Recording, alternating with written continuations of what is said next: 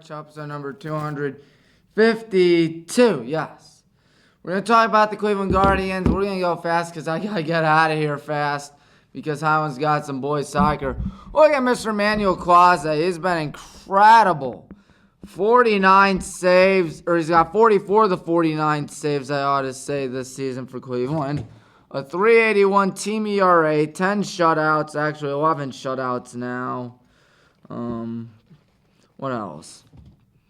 1,246 strikeouts, 440 walks, 1,275 innings pitched, 1.21 whip, and an opponent average of 232. First things first, Guardians at the Dodgers did not go that well. First game went well, otherwise everything else did not.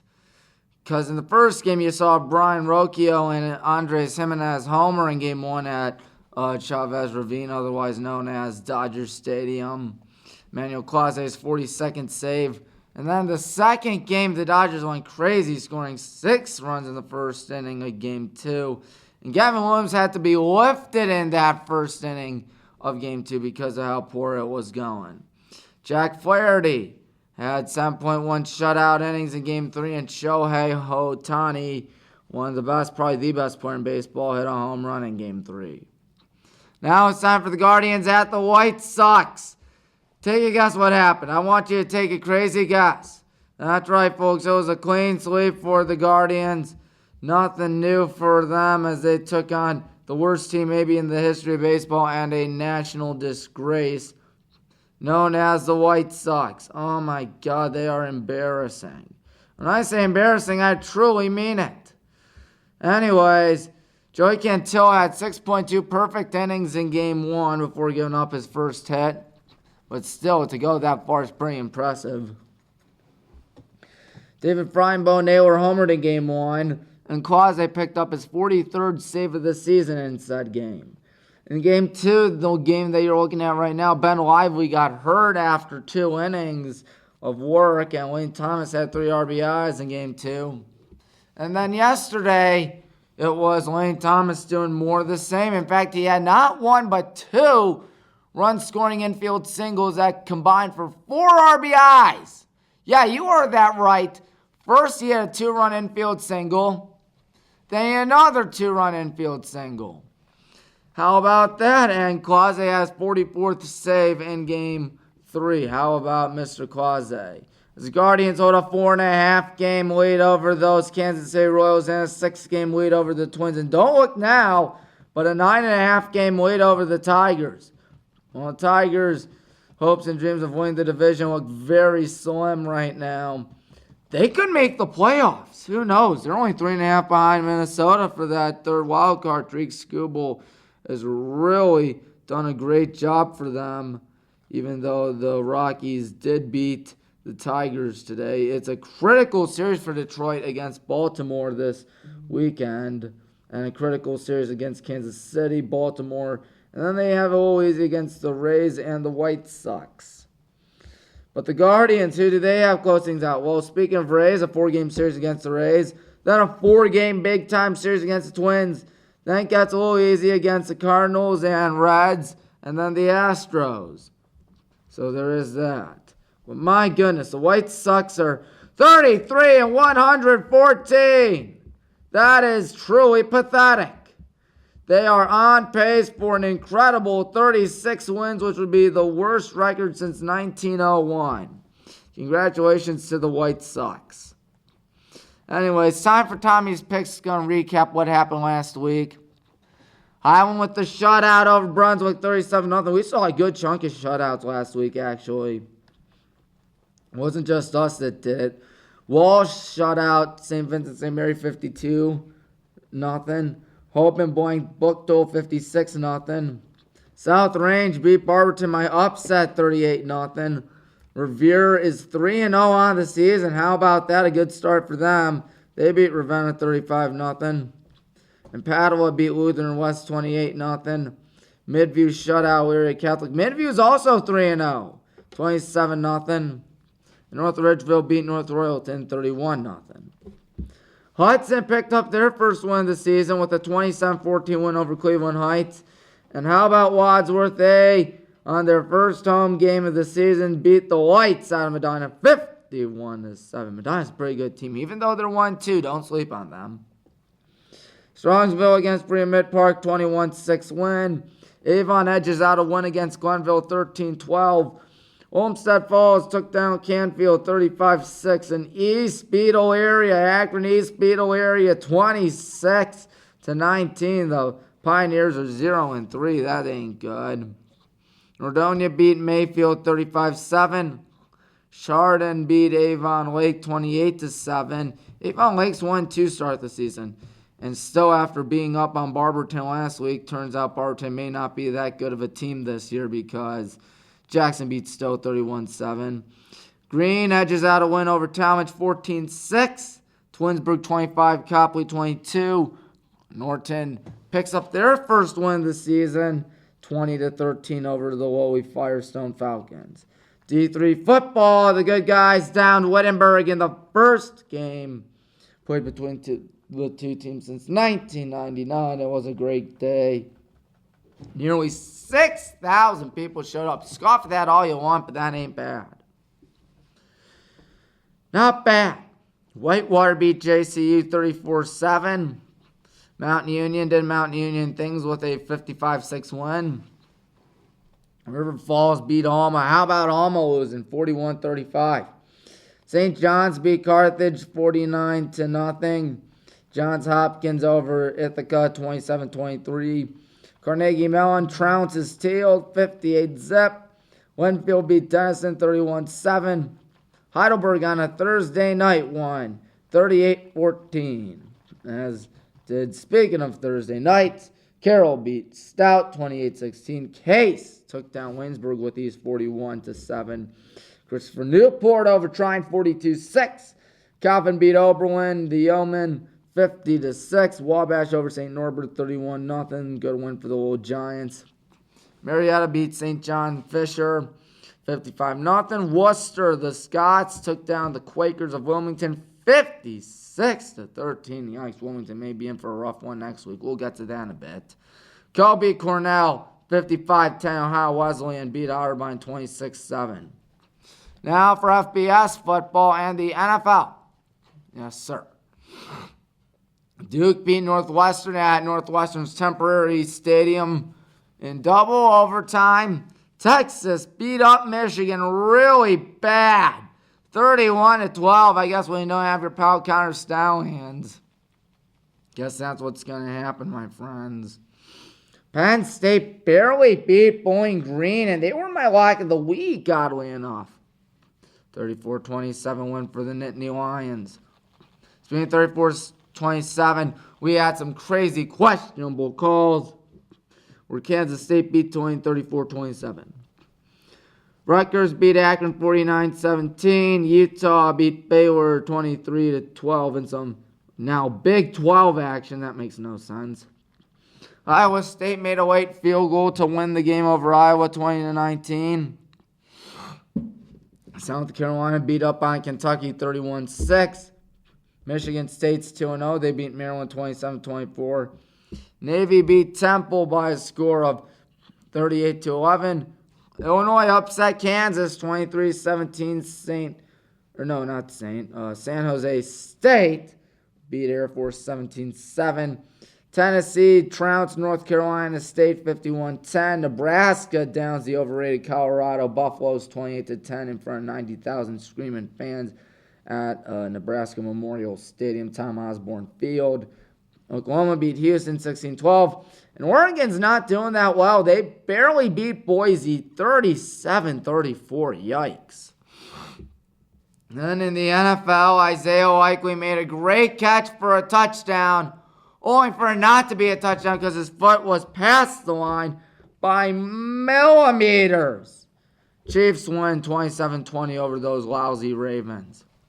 Then in a game in Brazil that very few people watched because it was on Peacock only, 34-29 Eagles. Jordan Love's out for a few weeks. Steelers kicked 6 field goals, and they won 18-10. They're going to magically find their way to a 9-8, 10-7 record, aren't they? You know it, folks. Bills, my lock of the week, they had trouble closing things out against the Cardinals. Cardinals were winning for a good chunk of the game, but Buffalo came out on top. They prevailed. Bills Mafia is happy, 34-28. Bears beat the Titans because of some stingy defense, 24-17. How about the Patriots beating Joe Burrow and the Bengals 16-10? The Texans beat the Colts 29-27. Miami Free Willy walk-off winner 2017 over the Jaguars. And the poor, pathetic, god-awful Panthers, god-forsaken Panthers, 47-10 to the Saints. They might be the worst team in the NFL. If not, it's the Giants, because they lost 28-6 to the Vikings without J.J. McCarthy, of course, because Sam Darnold is in. Chargers beat the Raiders 22-10. Seahawks beat the Broncos 26-20. And Deshaun Watson played awful. No way around it. The Browns are stuck with Mr. Watson for a long time, and it looks like that trade is going to hurt them and bite them in the foot and face and everywhere. It is sad, 33-17. Buccaneers beat the Commies 37-20, and to add insult to injury, Baker Mayfield had a great game, completing 80% of his passes and 4 touchdowns. Lions just ran the ball down the field in overtime to beat the Rams 26-20. And then in a scoregami game, the 49ers beat Aaron Rodgers, who lasted the entire game, which is good. What's not good is that Jets lost 32-19. All right, time for Tommy's picks. Starting off with some high school football. Highland against Copley. Oh, come on. This is too easy. Highland. Cleveland Heights, Brunswick. I don't know. I feel like Cleveland Heights is slipping a little. They barely won their first game, lost the last 2. I think Brunswick can pull off an upset. Medina, speaking of upsets, will upset Mentor. Wadsworth will beat Twinsburg, going to 4-0. Talmadge will go to 3-1 with a win over the Barberton Magics, who have been the Barberton Tragics all season. Hudson to beat Stowe. Mayfield over Massillon Jackson. And then Perry will lose to Lake. North Royalton against Brecksville. 2-0-3 teams. I'm pulling for North Royalton. I think they can win it. Avon's my lock over Elyria. Midview will go to 4-0 over Amherst, who is going to go down 3-1 after this. So it's about 2 unbeatens. Speaking of 2 unbeatens, North Ridgeville against Olmsted Falls. I believe both teams are undefeated. Yes, they are. North Ridgeville. Solon against Nordonia, National Conference play, going with Nordonia. Walsh will beat St. Ignatius. Hoban travels to Akron East. They should easily beat East. McKinley should beat Glen Oak. Harding over St. Vincent St. Mary. Austintown Fitch will beat Riverside. Kenston over VASJ, even though both teams are doing pretty well. And Maple Heights will beat Boardman. D3 football. BW will go to 2-0. We will go to 2-0 on the season by beating up the lowly Wilmington Quakers. Now, a game that may sound good on paper, Aurora against North Central, it probably won't be, considering the fact that North Central has just been on a roll over the last few years. They should beat up Aurora with no issue. St. John's will beat Wartburg, and Endicott over Ithaca, and Alma over Denison. Hiram over Mount St. Joe's. How about Mount St. Joe's losing to Muskingum week 1? Muskingum has been under the radar. I think they got what it takes to do good this year. I'm going with Mount St. Joe's, as Catholic will be Capital, or as I like to call them, Capity. Muskingum, speaking of which, they will beat Otterbein. Albion's my lock of the week. They will beat Bluffton. Ovid over Worcester. And Wabash over Ohio Wesleyan. Hope will beat Franklin. Case over Bethany on DeSanto Field. Saturday nights just hit different at DeSanto Field. I know that from what I've heard. Lawrence will lose to Cornell. Westminster will beat Waynesburg. And Allegheny, the Gators, will upset St. Vincent. And then Anderson will beat Oberlin, and Concordia over Calvin. So, once again, Westminster the Titans will beat the Yellow Jackets of Waynesburg. FBS football and the NFL, and then we're done. Kansas State over Arizona. Kansas over UNLV. Wisconsin hosting Alabama. Now, Alabama did struggle to USF last week, but I think they got what it takes to take down Wisconsin. They looked like their regular selves in the fourth quarter. South Carolina will upset LSU with College game day coming to South Carolina. And Mizzou will beat Boston College. Oregon State, I think they'll beat Oregon in the Civil War, which is going to be revived despite the fact that they're in different conferences. And speaking of rivalries from the Pac-12 that are probably never going to happen again, but are happening this year, the Apple Cup. Washington will beat Washington State. Miami's my lock of the week over Ball State. Notre Dame better not blow to Purdue, or else I'm going to blow a gasket. Probably going to blow a gasket. A&M over Florida, rather. Utah will beat Utah State. Kentucky will fall to Georgia. UCLA over Indiana. Colorado State will beat Colorado because the Rams are home. TCU will beat UCF. And Tennessee over Kent State. The Flashes are not so good. The NFL, you got Thursday night tonight. Free will against the Buffalo Bills. Got to go with the Fins. Ravens, Raiders, going with the Ravens.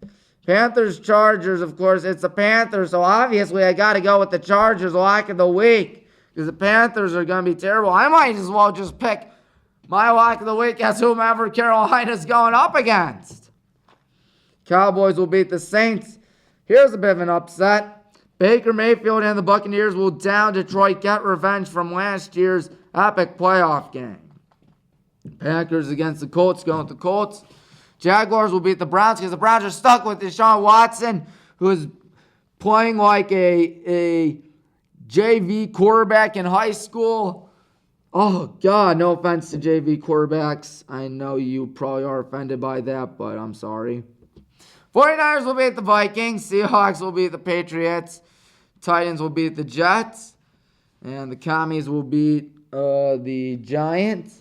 Rams will beat the Cardinals. Steelers will magically find a way to beat the Magic School Buses lost episode, otherwise known as the Denver Broncos, and go to 2-0. Win in the ugliest way imaginable, probably something like 14-10 or something like that. Chiefs will beat the Bengals on Sunday night. Got Texans over Chicago. And Philadelphia will beat Atlanta on Monday night.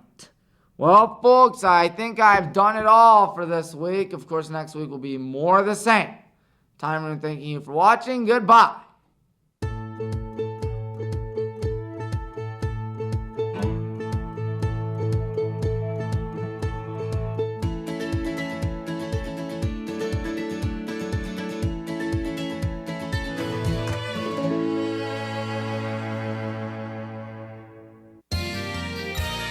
You are watching WCTV, Wadsworth Community Television.